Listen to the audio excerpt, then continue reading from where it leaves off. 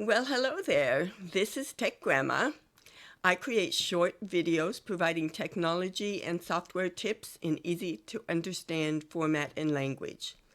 This is part one of a 3-video series where I sat down with Lane, a knowledgeable coding guru who has a different viewpoint on artificial intelligence.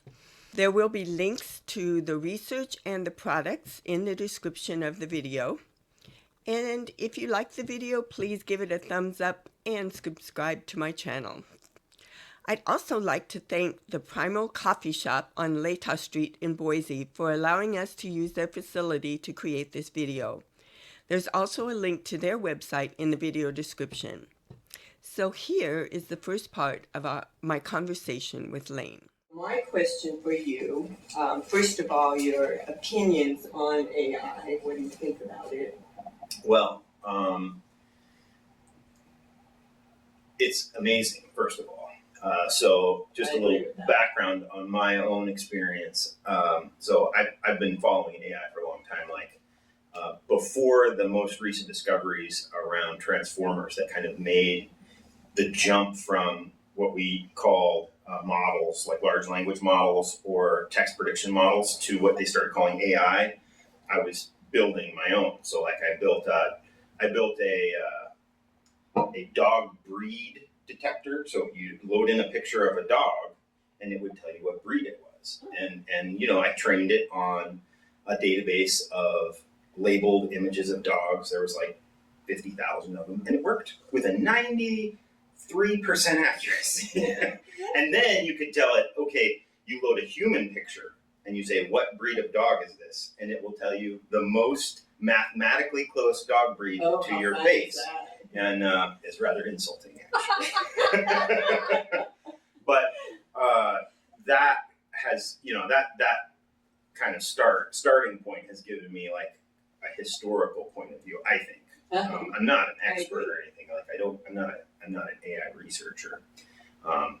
But like even that Scary Smart book you mentioned, he was not an AI researcher either. No, he isn't. Very much not. What he is a business guy who realizes there's lots of money to be made in scaring people. Right. And that is a common thread in almost every the sky is falling scenario. Now, I'm not going to say, I'm not going to say that there's nothing to worry about forever because the future is unknown. Right. But the current state of AI is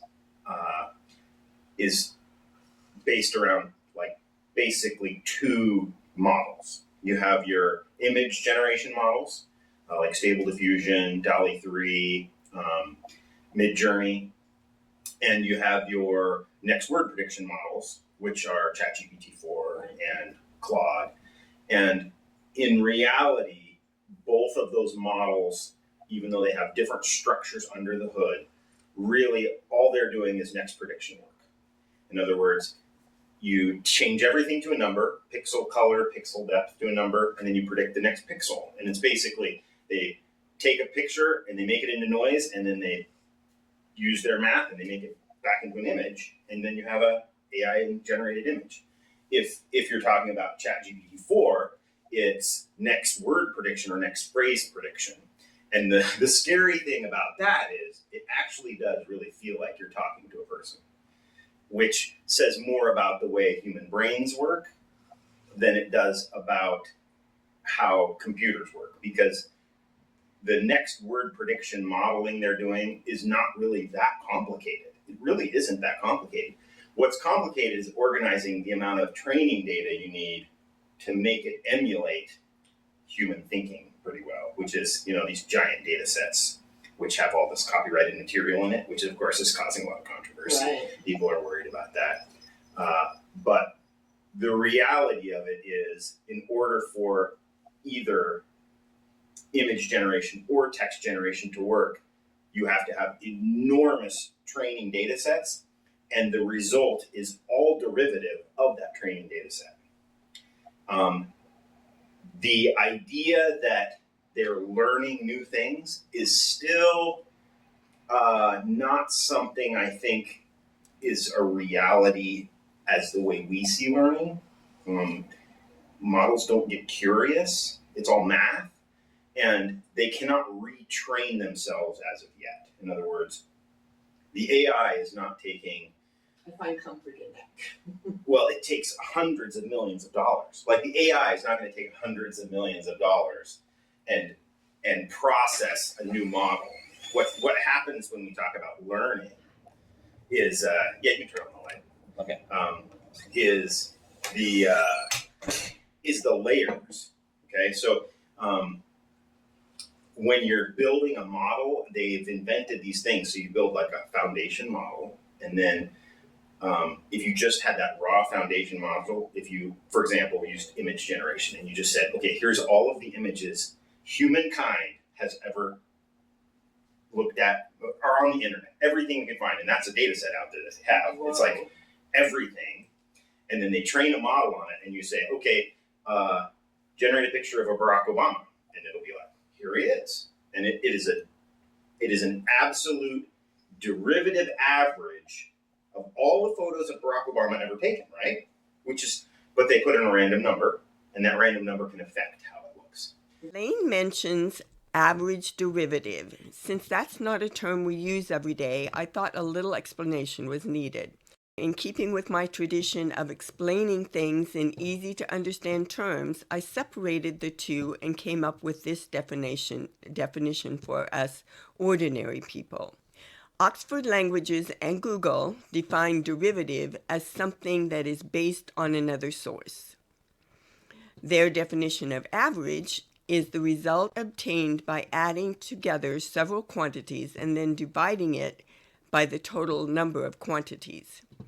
So, as I understand it, in less complicated terms, the average derivative for AI is the averaging of many data sets retrieved from various sources. Now, back to our conversation with Lane. And you just get Barack Obama. But then if you changed that to something else, like you used it It's non-specific. Non-specific, it would be very, very much more varied. The point is that it's all derivative.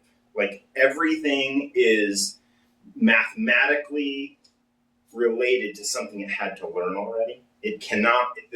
There is no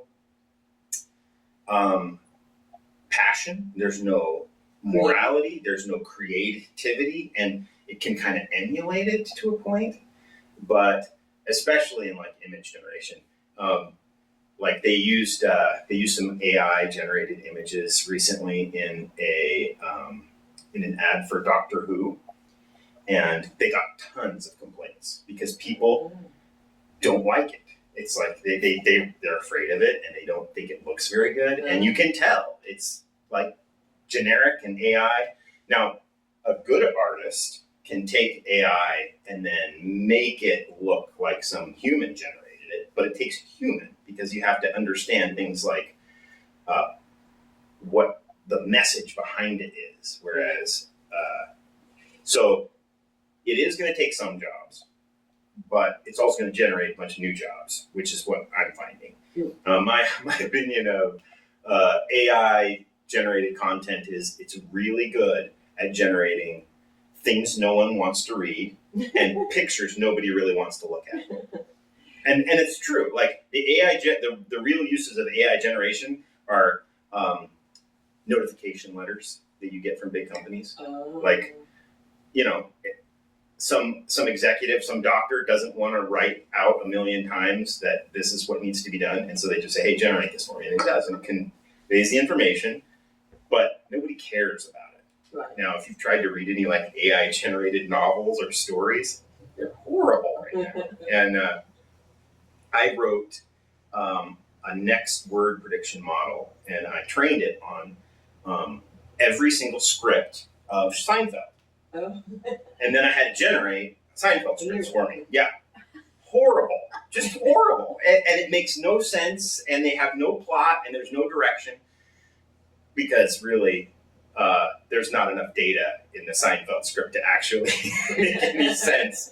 But without, when it's all math, when it's all derivative, you get pretty low quality output.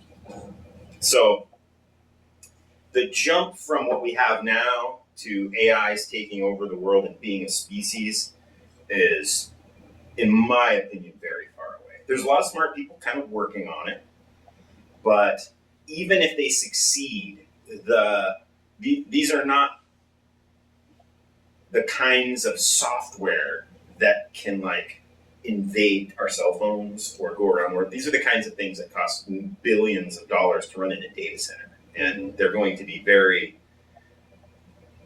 very well watched because there's so much money at stake. So there's really nothing to be afraid of right now. We continue this conversation with Lane in the next video about some of the possible and real dangers of AI from Lane's point of view. If you found this interview interesting, please give the video a thumbs up and subscribe to my channel if you haven't already. Bye for now.